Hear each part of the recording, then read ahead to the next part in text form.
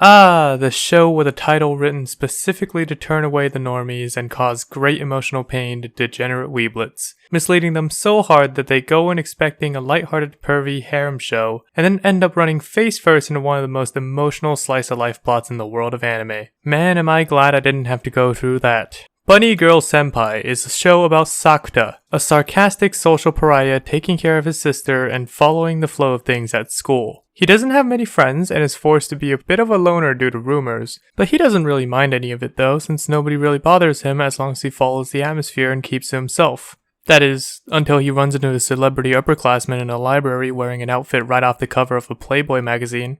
Roll credits, boys, we found the Bunny Girl Senpai. So Mai tells Sakuta that she can't be seen by the people around her, and that's why she's wearing such an odd outfit in the middle of a public place.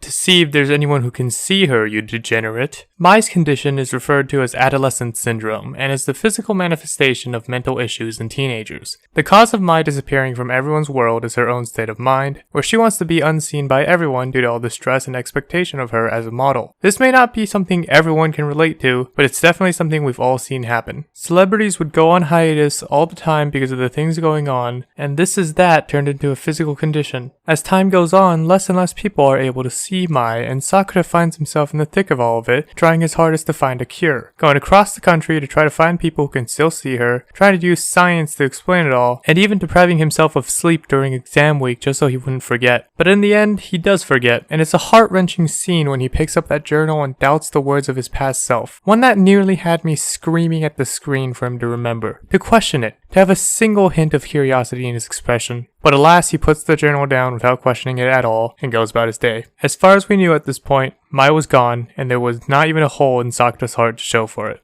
Well, there is a literal hole in his heart, but that's not the point.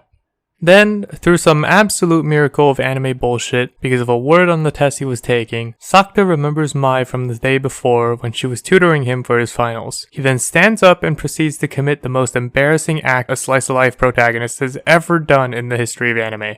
And yes, that includes Red Girlfriend. But even if the scene itself made all of us want to curl up into a ball and die for a solid minute or so, at the end of the day, Sakuta doesn't lose anything. He gets Mai back, the world knows Mai again, and he has single-handedly cured her adolescent syndrome. Bam. Happy ending. The show is over. Bunny Girl Senpai is saved through the power of Schrodinger's cat and secondhand embarrassment. That's until you realize that all of this happens in the first 3 episodes. The arc revolving around the series' main girl ends in 3 episodes. So it's all just downhill from here, right? Like there's no way the show gets any better since all that comes up is probably just side chicks and harem member. It gets better. Not only does the show continue the plot of Sakuta helping people and understanding adolescent syndrome, it makes every single one of his interactions with other girls unique and completely platonic. He doesn't attempt to romance any other girl in the show, even if he does constantly make pervy comments and tease them relentlessly. Sakuta makes it extremely clear that he is only interested in Mai and nobody else. He doesn't even stop to get flustered once in the show, which I'm pretty sure is illegal in anime production. There's no way there's not some secret anime protagonist rulebook out there that this anime broke every single rule of. We get the story of Laplace's Demon, a story of a girl who's trapped trying to stay one of the popular girls, but is being peer pressured into a relationship she really doesn't want. And then the plot of Quantum Teleportation, where one person splits into 2 due to self-loathing, and then Mai is back for the last arc where she swaps bodies with her little sister who is very envious of her. But there's not too much I can say about those subplots. Sakuta is just being Sakuta, helping people out with their adolescent syndrome while being the most unlikable guy possible, and also pursuing his relationship with Mai. Even if he's stuck in a time loop or has multiple girls sleeping over at his house, he doesn't really change. He's the same snarky, pervy, and hilarious main character that we've grown to love. So while these 3 plot lines do push the show along, get us to know these characters and grow attached to every single one of them during their respective arcs, they can't really top the first one. Sakuta doesn't really have to push himself as far, and even though there is always a satisfying conclusion to each arc, none of them can even come close to being as good as the 3rd episode. And most of all, these are kind of just plots we've seen before in anime. Boy decides to help,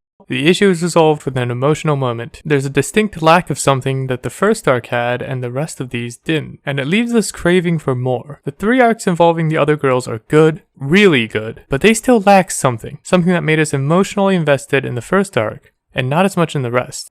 And then, after it's got us all thinking that we've just got a happy ending and a bunch of different stories of the main character helping girls out with their mental problems using quantum mechanics, it hits us with the Kaede arc.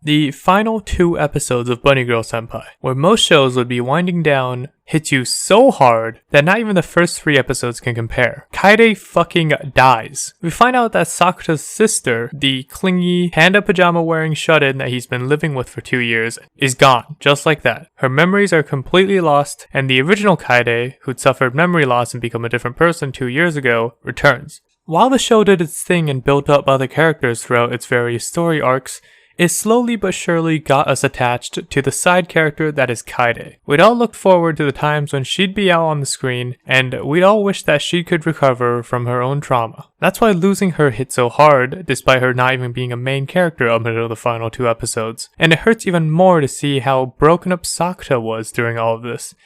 The whole scene with him just running out of the hospital screaming and crying is heartbreaking. The guy had just lost his little sister that he had been with every single day for 2 years. And the story was not about to downplay it. There was no witty humor, no quantum mechanics, and none of the other girls. Just Sakura and loss. It's nearly impossible to describe the emotions this last arc made me feel.